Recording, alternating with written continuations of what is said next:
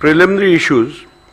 The Honorable Supreme Court in Subhash Desai Supra versus the Governor of Maharashtra, hereinafter referred to as Subhash Desai, was pleased to direct that the Speaker should prima facie determine who the real political party is for the purpose of adjudicating disqualification petitions if two or more factions claim to be that political party, and accordingly shall recognize the whip and the leader who were duly authorized by the Shivsena political party, keeping with the principles discussed in the said judgment. Hence, keeping in view the factual matrix and the directions of the Honorable Supreme Court, I will prima facie determine who the political party is for the purpose of adjudicating disqualification petitions if two or more factions claim to be that political party, and accordingly recognize the whip and the leader who are duly authorized by Shiv Sena political party. Keeping in mind principles discussed in Subhash Desai Supra, it is necessary to consider and determine the said preliminary issue before examining the merits and deciding whether respondents have incurred disqualification under the 10th schedule of the Constitution of India. Thus, the preliminary issue that arises for my consideration before delving into the merits of disqualification petitions under the 10th schedule is, which among the two fractions was the real Shiv Sena political party, and consequently who was the duly authorized leader and or the whip of Shiv Sena political party for the purpose of deciding the present disqualification petition.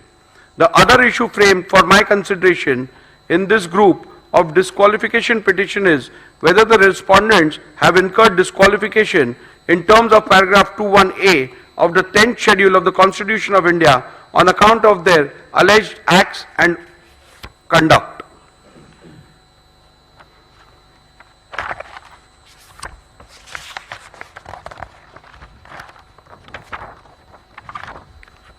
Paragraph 84 deals with the principles which have been laid down by the Honorable Supreme Court. I am not going to read out those are a part of my order. I'll come to paragraph number 85 now. Thus, what emerges from the principles laid down by the Honorable Apex Court in that the question of who the real political party is has to be considered and determined after giving due weightage to 1. the Constitution of Shiv Sena, 2. the leadership structure of the party, and 3. the legislative majority if two or more factions claim to be real political party. The question of who the real political party is hereinafter referred to as the preliminary issue. Since in these proceedings both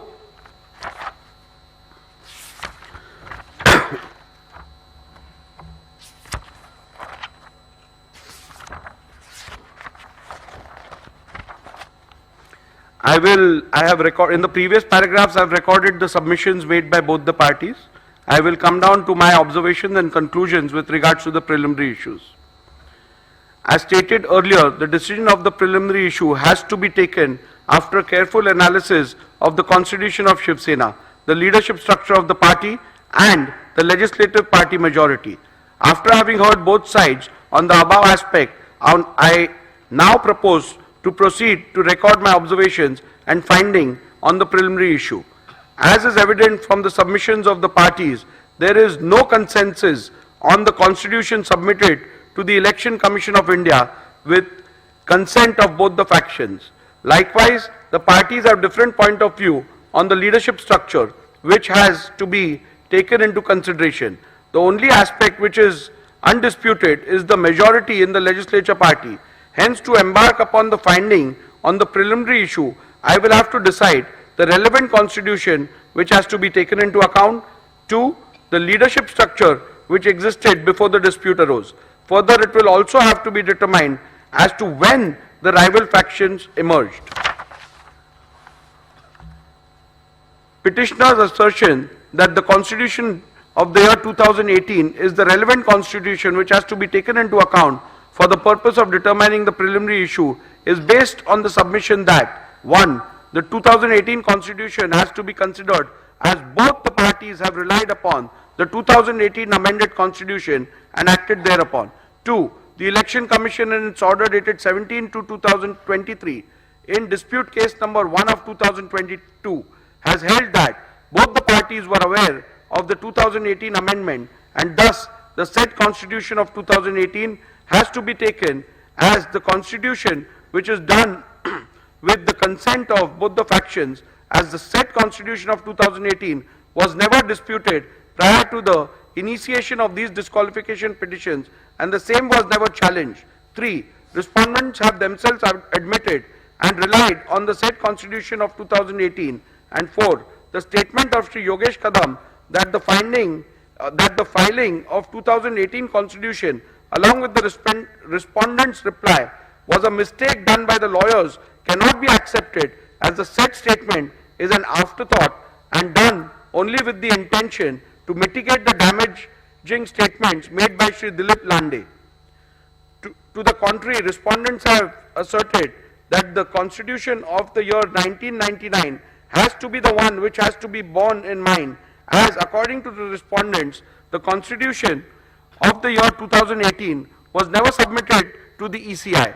Respondents pointed out to the letter dated 4th April 2018 by way of which the petitioner based their claims of submissions of the said constitution to the ECI.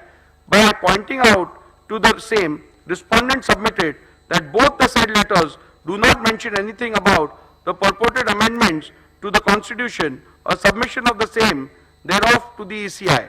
A similar claim was made with respect to the letter dated 27/2/2018 by Shri Uddhav Thackeray in the special leave petition number 3997 of 2022. However, in the said SLP, there was no mention about the existence of any such letter dated 4th April 2018. The word submitted appearing in paragraph 168 of Subhash Desai means submitted before the ECI, as is evident from the further part of the said paragraph, which the petitioner has conveniently ignored. The respondents have further submitted that 2018 constitution has been wrongly annexed as a document. The stand of the respondent on the 2018 constitution has always been that it is unconstitutional and was secretly manufactured by Shri Uddhav Thackeray in cahoots with Mr. Anil Desai. This stand has been specifically taken in the reply filed by Shri Eknath Shinde before the Honorable Supreme Court in SLP number 3997 of 2023, way back on 16/3/2023, much before filing of the replies before the Speaker in August 2023. Further, even the additional replies filed on 25/10/2023 in the present proceedings, the aforesaid petition has been reiterated by the respondents. After having considered the submissions advanced by both the parties on the question as to which is the relevant constitution for the purpose of determination of the preliminary issue, I have come to the following conclusion. A. As per the Honorable Apex Court, if both the factions have submitted different versions of the constitution of the party, then in that case, what has to be taken into account is the constitution which was submitted to the ECI with the consent of both parties before the rival factions emerged. Before recording further conclusions, I find it imperative to reiterate that, pursuant to the initiation of these disqualifications, the Maharashtra Legislature Secretariat had vide letter dated 7 June 2023 requested the Office of the Election Commission of India to provide a copy of the party constitution / memorandum / rules and regulations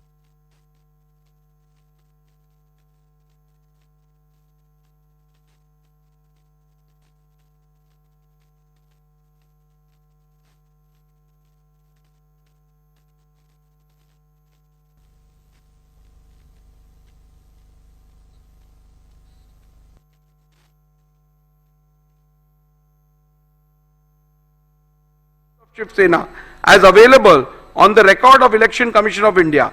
Further, with respect to amendments, if any, to the said constitution of the party, the Election Commission requested the Legislature Secretariat to refer to the order dated 17 February 2023 passed by the ECI in dispute case number 1 of 2022.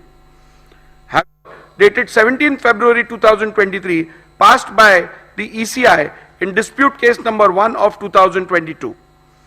Having perused the same, it has to be noted that the copy of the Constitution of Shivsena provided by the ECI does not bear any date or year, but as per the ECI, that which is provided vide the reply is the only Constitution of Shivsena available on the record of the ECI. Further, with respect to the amendments, if any, to the said Constitution, the Election Commission, vide its order dated 17 February 2023, has held in paragraph 132 4B that the amended Constitution of 2018 is not on the record of the Commission. Thus, the petitioner's submission that the Constitution of the year 2018 has to be taken into account cannot be accepted, as I am bound to follow the directions of the Honorable Apex Court in